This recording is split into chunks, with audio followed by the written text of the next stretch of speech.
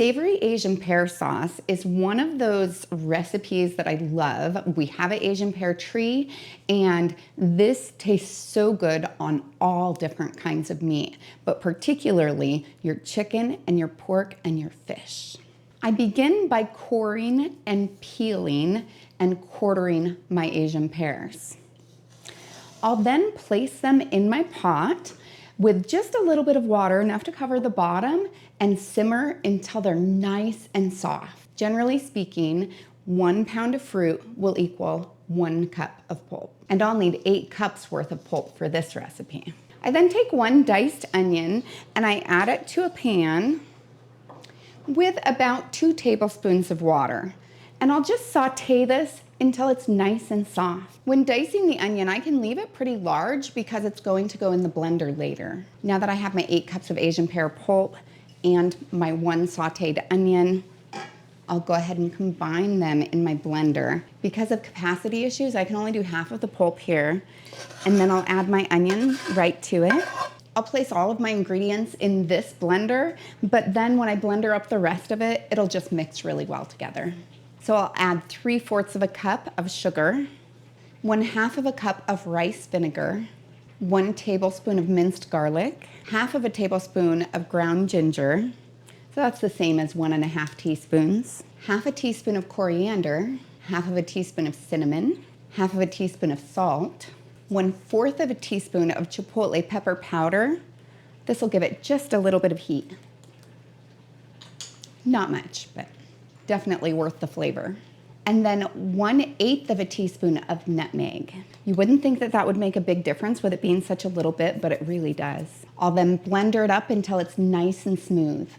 So I'll pour that into my pan and then I'll blender up the rest of that pulp. When you first put this in, you can actually see the color difference between the stuff that has the spices in it and the stuff that doesn't.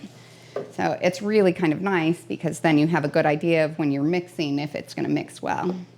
And it will as it's cooking anyways. So now I'll place this on the stove, bring it to a simmer, and keep it at a simmer until it's nice and thick. Now that my sauce is nice and thick, I'm ready to jar it. I'm using pint-sized jars today, and I'll fill them up to 1/4 of an inch of headspace. Headspace is the space from the top of the food to the top of the jar. Sometimes I'll put a little bit too much in a jar, and if I do, it's a really easy fix. Just scoop it out and add it to a jar that needs more. I then use a clean damp cloth to clean off around the edges, and this just makes it so that if there's any food particles on the edge, that they won't interfere with the seal. I then place on my lids and rings to fingertip tight. This just makes it so that some of the air can get out, so it creates a vacuum, which is actually what creates the seal with the lid. And then I'll process these in my boiling water bath for 20 minutes if at sea level. I'm at 1,200 feet, so I'm gonna go for 25. With my timer done now, I'll remove the lid, turn off the heat, and allow it to cool for 5 minutes. I'll then remove the jars and place them on a heat-resistant surface. I place them anywhere from 1 to 2 inches apart so that they can cool down well, and then I'll let them rest for 24 hours until they have a chance to get a good seal. After that, I remove the ring, wash off the outside, and store them in a cool, dry, dark location where I'll use them in the next 1 to 3 years. So this is always one of my favorite parts, just trying it at the end of the day. Now it's kind of funny because when you eat it plain, it's a little bit different than when you have it on your food, because of course your food takes precedence, you know, but it almost has this creamy kind of feel to it.